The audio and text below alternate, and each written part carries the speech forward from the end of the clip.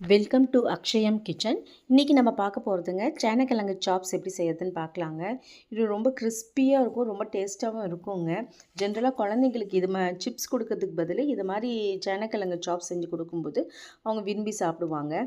அதுக்கு நான் வந்து 3 சேனக்கிழங்கு எடுத்துட்டேங்க. அது நல்லா தோல் நீக்கி நல்லா க்யூபாக அரிஞ்சு வச்சுக்கணுங்க. ஸ்லைஸாக அரிஞ்சு இது பார்த்தா இது சேனக்கிழங்கு யூஸ்வலாக அரியும் போது பார்த்திங்கன்னா கையை பிப்பு எடுக்குங்க. அதுக்கு என்ன பண்ணலாம் வந்து அது அரிஞ்சதுக்கப்புறம் புளி தண்ணியை எடுத்து கையில் கழுவுனோமா அது வந்து அந்த அரிப்பு போயிடுங்க.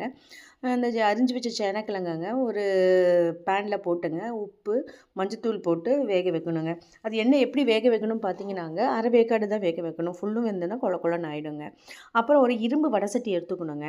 அதில் சோம்பு எண்ணெய் ஊற்றிங்க, சோம்பு போட்டு நல்லா சோம்பு பொரிஞ்சு வந்ததுக்கப்புறம் ஒரு கைப்பிடி அளவு பூண்டுங்க தோலோடையே தட்டி போடலாங்க. பூண்டு கருவேப்பிலையும் தட்டி அந்த எண்ணெயிலே போடணுங்க.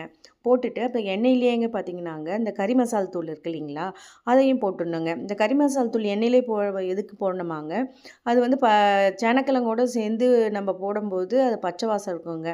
ஃபஸ்ட்டே போட்டு எண்ணெயில் போட்டு வணக்கும் போது இந்த பச்சை வாசம் போயிடும். சேனக்கிழங்கை போட்டு அதில் வணக்கும் போது சேனக்கிழங்கு கொலன்னு வராதுங்க.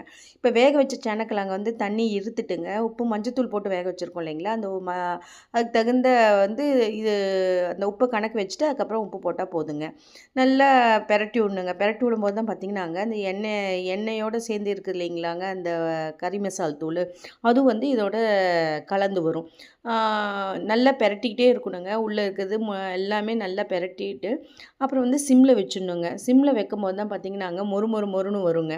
உள்ளுக்குள்ளே வந்து சாஃப்டாக இருக்குங்க, வெளியில் வந்து மொறுப்பு வருங்க. கிட்டத்தட்ட ஒரு 1/4 மணி நேரம் வைக்கலாங்க. 1/4 மணி நேரத்துக்கு மேலேயே வைக்கலாம் சிம்மில் வச்சுட்டு. அதுவும் குறிப்பாக வந்து இரும்பு வடை சட்டியில் வைக்கும்போது இன்னும் டேஸ்ட் சூப்பராக இருக்குங்க. பார்த்திங்களாங்க சூப்பராக வந்து எண்ணெய் அதிகம் ஒன்றும் இழுக்காதுங்க. இது மாதிரி சூப்பராக இருக்குங்க. இது செஞ்சு பாருங்கள், ரசம் சாதத்துக்கு சூப்பராக